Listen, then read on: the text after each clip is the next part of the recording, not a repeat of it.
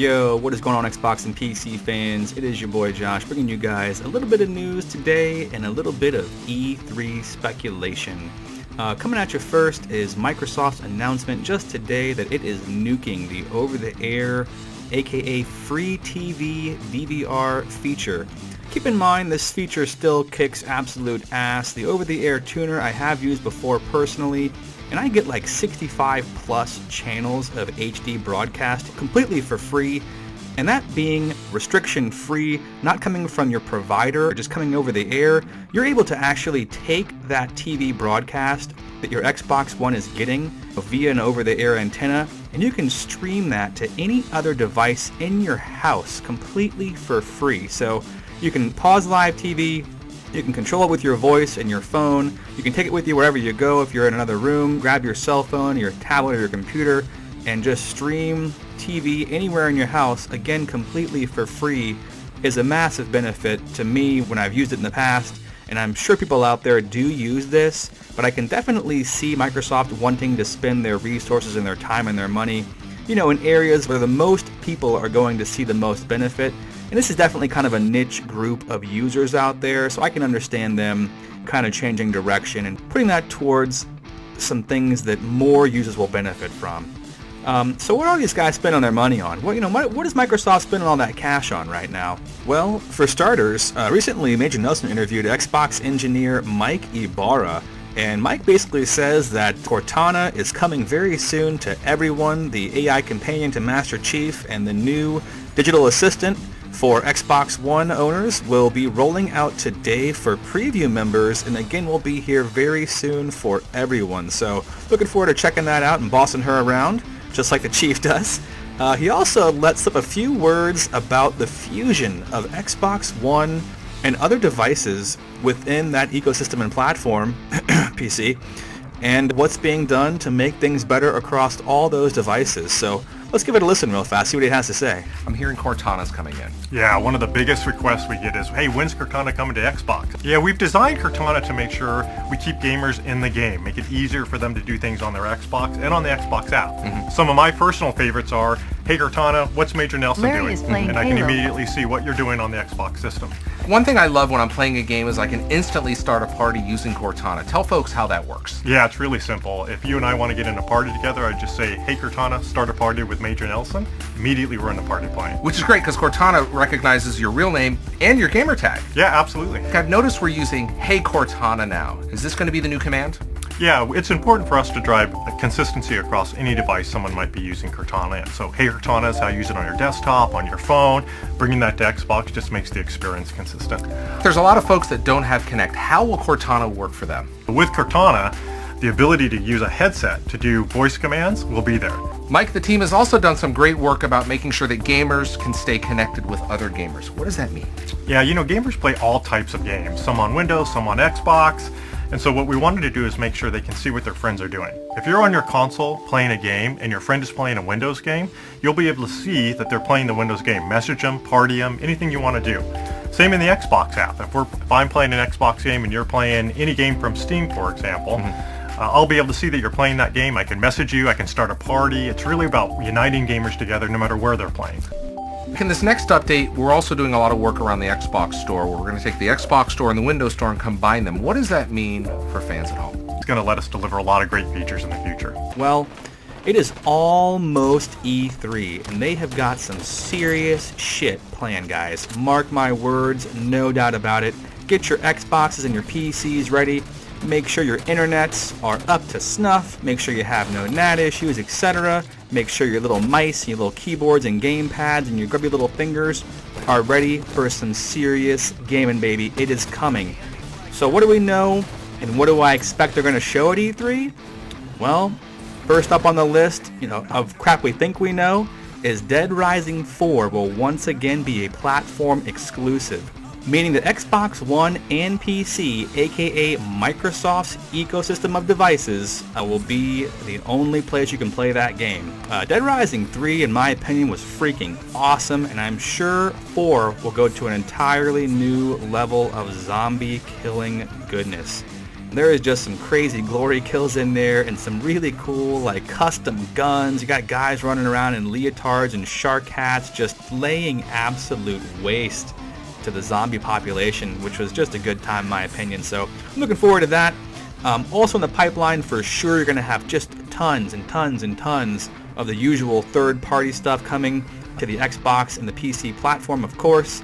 So we're going to start seeing a crap ton of stuff from EA, such as Titanfall 2, the follow-up to one of my absolutely favorite quote-unquote near-launch games on the Xbox One.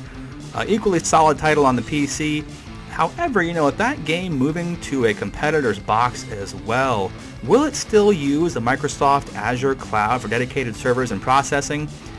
Honestly, Sony never ponies up for any dedicated servers, not even on their first-party titles, so it's highly unlikely that Titanfall 2 will include that feature, unfortunately, because it's going to be kind of gimped because of the, the Sony box, unfortunately.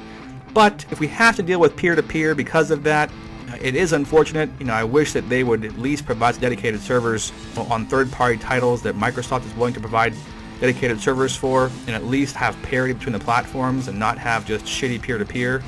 But, it is what it is.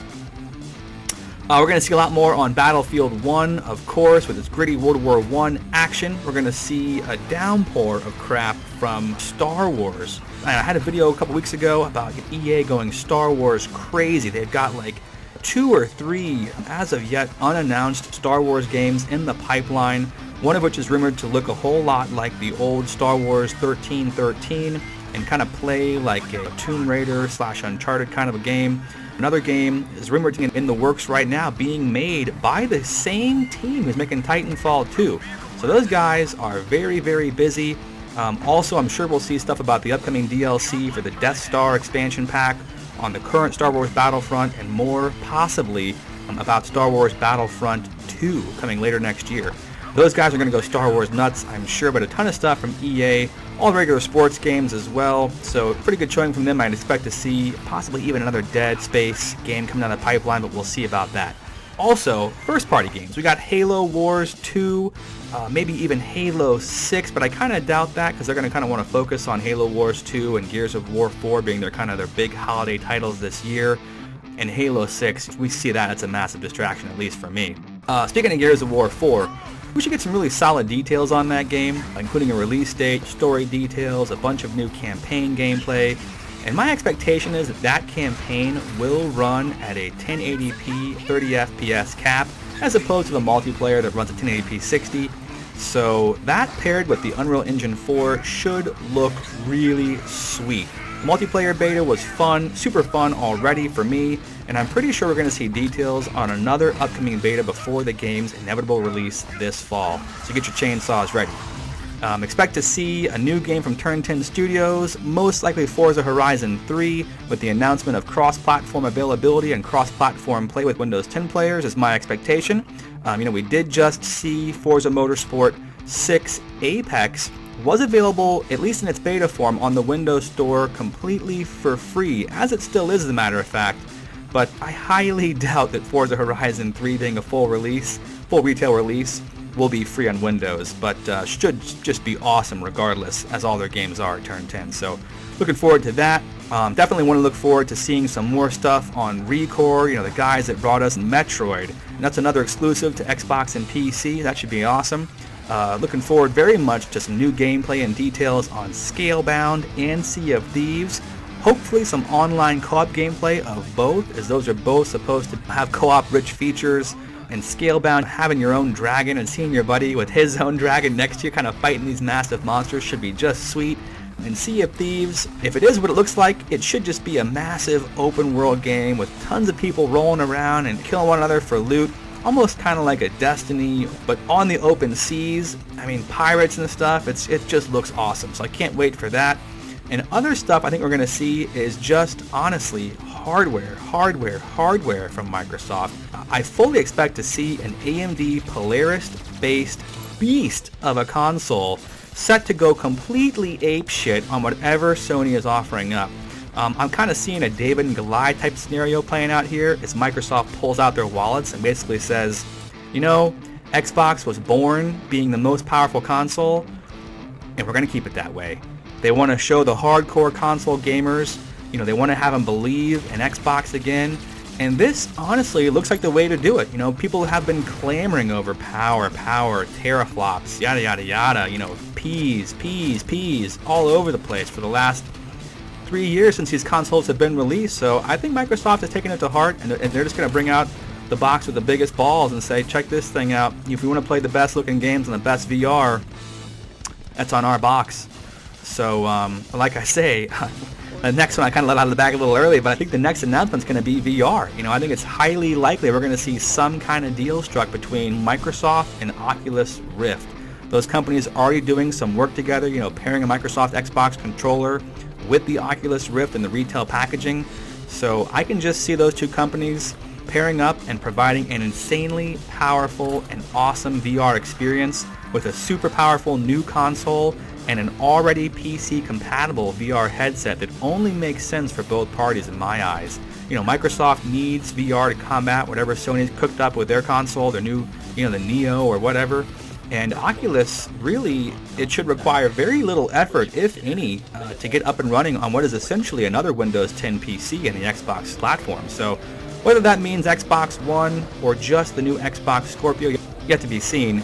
But I imagine that trying to squeeze VR onto either of the current gen consoles would not go so well, honestly, just because of the large disparity there in what's required in terms of power and what those two consoles have available. But I'd be surprised if Sony can muster anything close to what Microsoft and Oculus can with that pairing. So we'll have to see where that goes. But yeah, in the meantime, guys, if you guys have any thoughts on, you know, what else we may see, anything that you want to see at E3 that I missed, is just so much possibilities to cover with respect to Xbox and PC at E3. I do expect to see also another PC show. You know, last year was the first year that PC even had a showing at E3, with AMD really providing the main funding for that. AMD and Microsoft, a couple other companies putting an E3 on for the PC crowd, which is just freaking awesome. So looking forward to that. Hopefully we'll see some really cool stuff at the PC showing as well at E3. But like I say, if you have anything that you want to see, other expectations, things of that nature, put them below. Let me know. I can't wait to hear from you guys and hear what's coming up next. I can't wait for E3, only a week away, guys. Like I said, get those keyboards and mice and gamepads ready. We're going to have a lot of shit to play. So I'll see you guys then. Until then, take it easy. See ya.